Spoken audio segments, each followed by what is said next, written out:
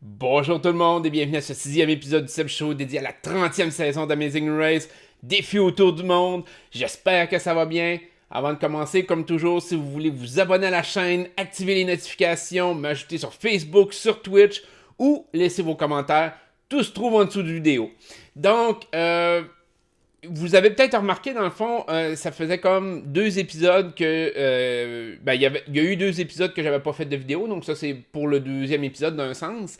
Euh, euh, je vous avais parlé un peu plus tôt cette saison-ci d'Amazing Race, c'est que la structure d'Amazing Race, comment elle a été montée durant la saison américaine, est différente de ce que VTélé met en ondes. Fait que V met évidemment des épisodes d'1 heure, ce qui n'était pas nécessairement le cas aux États-Unis, qui des fois faisaient des épisodes de 2 heures, 1h30 ou des choses comme ça. Et donc, je préfère, c'est ma préférence personnelle, mais je préfère analyser les épisodes comme ils ont été montés aux États-Unis, non pas comme VTélé les amène ici au Québec. Et donc, comme les 2 derniers épisodes d'Amazing Race, c'était un épisode aux États-Unis. Donc, c'est un peu pour ça que des fois je skip des vidéos et je tiens à vous le dire parce que le reste de la saison d'Amazing Race n'est que des doubles épisodes. Donc, ça a été fait comme ça dans l'optique que c'était durant les Olympiques. Donc, ils regroupaient des épisodes ensemble. Il y avait, on pourrait dire, ils remplissaient certaines soirées. C'était un peu spécial de la façon qu'ils l'avaient monté, mais en tout cas, la saison avait été très courte d'une certaine façon, là, parce qu'ils ont regroupé, je pense, comme 8 épisodes en 4 là, au total. Mais ça fait en sorte que moi, je préfère les analyser comme ça. Puis ça va être comme ça, dans le fond, jusqu'à la fin de la saison d'Amazing Race. Fait que comme la semaine prochaine, vous n'aurez pas d'épisode pour Amazing Race. Et vous allez en avoir un dans 2 semaines, et ainsi de suite. Là, donc, pour les 4 derniers épisodes qui vont rester. Parce que, dans le fond, là, je vais en couvrir un groupe de 2. Donc, c'est sûr que il n'y a pas non plus grand chose à couvrir. Je sais qu'il y a certains éléments la semaine prochaine, dans 2 semaines, et il y a aussi des éléments pour la finale. Donc, c'est plus des éléments techniques Amazing Race. Je vous en ai parlé déjà aussi. Fait que cette semaine, on va commencer avec une des twists qu'ils ont faites dans les derniers épisodes, et c'est le switch d'équipe. Est-ce que je considère que c'est une bonne chose en Amazing Race? Je considère que ça peut emmener des dynamiques intéressantes, drôles, différentes, parce qu'évidemment, les gens ne se connaissent pas. Mais le but d'Amazing Race, c'est justement de participer avec un partner que tu connais, avec qui tu es capable de faire la course. Donc, généralement, tu essaies de te prendre un partner qui a qui a des forces différentes aux tiennes et des faiblesses différentes des tiennes, pour essayer de se complémenter d'une certaine façon. Donc, faire un switch d'équipe, encore là, je trouve que ça va un petit peu contre l'esprit du jeu. Par contre, ça n'a pas eu d'impact sur le jeu. On s'entend que, avec tout ce qui s'est déroulé par la suite, le switch d'équipe n'a pas eu un impact. S'il y avait eu une élimination à cause du switch d'équipe, là, je vous dirais, je trouve ça un peu décevant, je trouve ça un peu plate. Mais dans les circonstances, ça n'a pas été le cas. Je dirais que peut-être que les compétitions qui ont été choisies ont aidé ça, comme exemple la petite danse et la chanson à la toute fin, qui a fait éliminer les jumeaux. C'est probablement ça qui a permis de twister un peu la patente, on pourrait dire, pour permettre à cette twist-là de changer de partenaire, d'être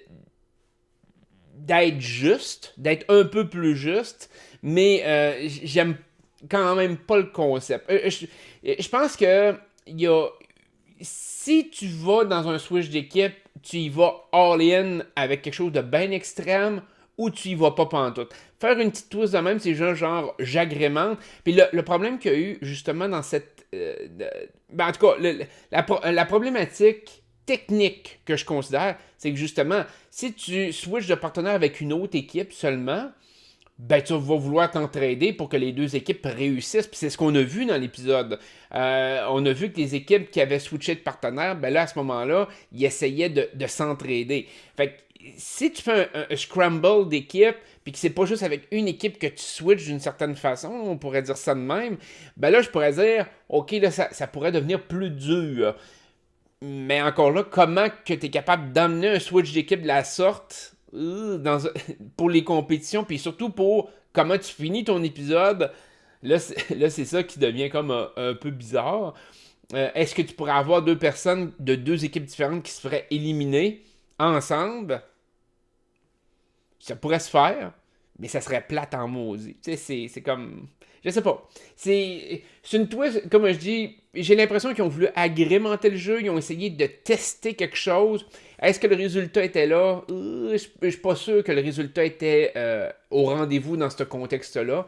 On a vu un peu justement l'équipe de Cody et Jessica qui ont eu de la misère à cause de ça. Parce que justement, ils ont pas fait un bon choix de compétition, on pourrait dire, d'une certaine façon. Et là, je reviens avec mon principe de les forces et les faiblesses de l'autre, de créer des équipes qui sont diversifiées de ce sens-là. Ça a créé la situation, comme justement avec Jessica, qui était incapable de conduire le Jeep avec sa coéquipière. Le nom manque vite de même, mais bref, habituellement, ça arrive pas parce qu'il y a justement pas de switch d'équipe. Fait qu'il y a toujours quelqu'un qui sait, comme exemple, chauffer manuel, qui sait conduire manuel. Fait que il y a toujours au moins une personne, puis c'est pour ça que souvent on voit toujours les mêmes conducteurs sur la route. Fait qu'il y a toujours quelqu'un qui est meilleur sur la route, généralement dans les équipes. Donc ça permet justement d'avoir l'autre personne qui est plus faible de ce côté-là, c'est pas grave, elle reste en arrière. Puis dans les compétitions, c'est la même chose, elle est capable de rester en arrière, puis il n'y a pas de problème. Mais dans celle-ci, là, ça a créé vraiment un gros gaps pour Jessica et sa coéquipière. Fait que, est-ce que je suis pour, est-ce que je suis contre? Ça peut être intéressant, c'est un concept qui pourrait peut-être être développé autrement, mais c'est pas un concept qui m'a vraiment, qui m'a vraiment mis sur le cul. Donc, la deuxième chose, dans le fond, je vous en ai parlé un peu plus tôt cette saison, c'est que, j'allais dire cette semaine, mais non, cette saison, c'est les non-éliminations. Et là, je trouve que dans les deux derniers épisodes, parce que, qu'on le veuille ou non, moi, je les ai réécoutés groupés pour vraiment avoir l'image la plus fidèle. On a, je pense, la meilleure façon d'avoir une non-élimination. OK? Parce que le fait d'arriver puis de te présenter puis de dire non, toi, t'es pas éliminé puis t'as la chance de continuer la course tout d'un coup, je trouve que ça fait un peu... j'aime pas ça. Par contre, d'arriver puis de faire comme, OK, ben, tu viens d'arriver, mais la course continue, là. Faut que tu y ailles, là. Tu sais, il y a encore d'autres compétitions, il y a encore d'autres affaires, puis allez-y, là. Tu sais, il faut que tu fonces. Ça, je trouve ça plus juste. Je trouve que c'est plus intéressant. Je trouve que c'est, justement, c'est pas comme t'es arrivé dernier. C'est comme la course est plus longue qu'elle l'est normalement. Donc, les équipes continuent. Donc, la dernière équipe peut se reprendre. Elle a du retard, mais est capable de se reprendre. Puis on l'a vu, Cody et Jessica ont été capables de se reprendre et de survivre à cette élimination-là. Je trouve que visuellement, puis d'un côté, je pourrais dire de technicalité d'histoire, je trouve que ça sonne mieux. Je trouve que c'est plus profitable de faire ça pour l'émission. Je trouve que je trouve ça moins injuste envers les joueurs parce que vous le voyez un peu dans toutes mes vidéos, que ce soit Occupation Double, Survivor, et je parle toujours de justice par rapport aux joueurs parce que quand tu es dans un jeu comme ça, t'aimerais que les règles, au moins, tu sais, si tu perds, si tu gagnes, c'est tel que tel, mais que les règles soient relativement claires et qu'il y ait personne qui soit favorisé par le temps par rapport à de nouvelles règles ou des règles, mettons, quasiment tirées au hasard. Tu veux quand même perdre d'une façon loyale, tu t'es battu, t'as perdu, puis c'est un peu dans cette idéologie-là que le fait de continuer la course à la fin d'un épisode, je trouve que c'est beaucoup mieux, ça passe mieux par rapport aux joueurs, les joueurs sont comme, ok, je continue, bon ben, go, tu sais, puis il y a un hype, tandis que quand tu as une non-élimination, là, c'est comme, ok, on a été dernier, on est des perdants, tu sais, si on gagne à la fin de la saison, on sera pas nécessairement vu comme des grands gagnants, il y a eu quand même ce phénomène-là un peu dans le passé, que certaines équipes étaient vues comme illégitimes d'une certaine façon parce qu'ils ont gagné, malgré qu'ils avaient subi l'élimination théorique, là, de dire ils sont arrivés déjà derniers dans la course à un certain endroit dans le monde. Donc, de ce côté-là, je préfère cette idée-là. Et moi, à mon sens, il devrait faire ça beaucoup plus souvent. Parce qu'habituellement, il y a 3 non-éliminations. Et ça devrait être vraiment le standard pour pas éliminer des joueurs. De dire, bon, ben, la course est plus longue qu'on pensait. Fait que ça pousse les joueurs à se donner encore plus. Ça pousse les joueurs à être beaucoup plus compétitifs parce qu'ils savent jamais quand ils vont arriver puis ils pensent que la course se termine, là, puis c'est comme, ok, on peut se reposer. Non, non, tu continues. Ok, go. Puis, il faut que tu ailles comme sur tes batteries de recharge pour tes batteries de secours pour arriver puis aller chercher l'énergie de plus pour continuer la course. Et de ce côté-là, je préfère ça de loin, là, à mon sens. Fait que ça, c'est les points techniques. Bon, où est-ce que le jeu s'installe présentement? Il n'y a pas, encore là, il n'y a pas de grande stratégie. On voit qu'il y en a toujours des petites choses. Jessica, bon, ses stratégies un peu passées de ne pas aider les autres équipes a fait en sorte que là, les autres équipes ne veulent pas vraiment l'aider avec Cody.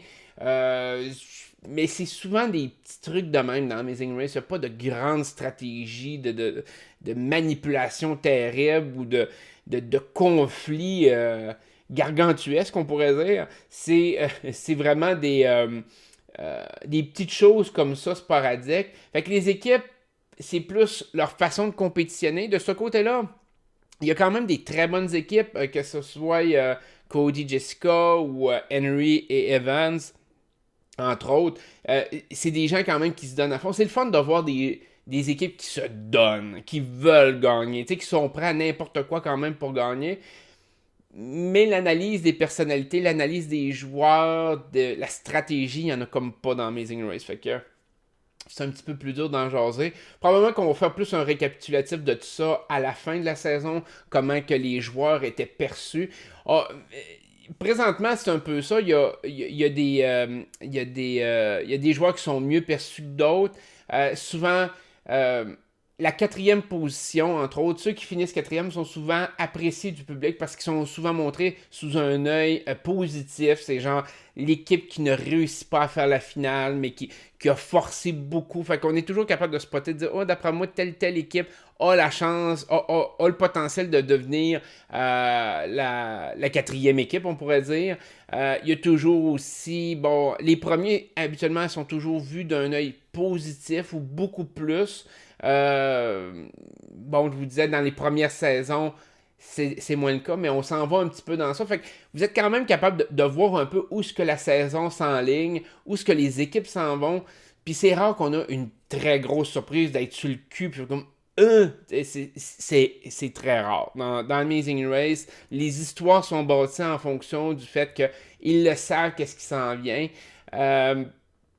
Puis on est capable de prédire pas mal ce qui va arriver. Donc, c'était pas plus compliqué que ça. C'était mes 2 petits aspects techniques cette semaine. La semaine prochaine, dans 2 semaines, dans 2 semaines, c'est sûr qu'il va y avoir peut-être un plus gros événement dans Amazing Race, qui est, la perte du passeport. Je vous dirai pas c'est qui pour ceux qui n'ont pas encore écouté la saison, mais on va probablement parler de d'autres petits aspects techniques, dont ça, de comment que ça fonctionne. Fait que je vais vous souhaiter une superbe journée. Prenez soin de vous autres, puis on se retrouve la prochaine fois. Bye bye.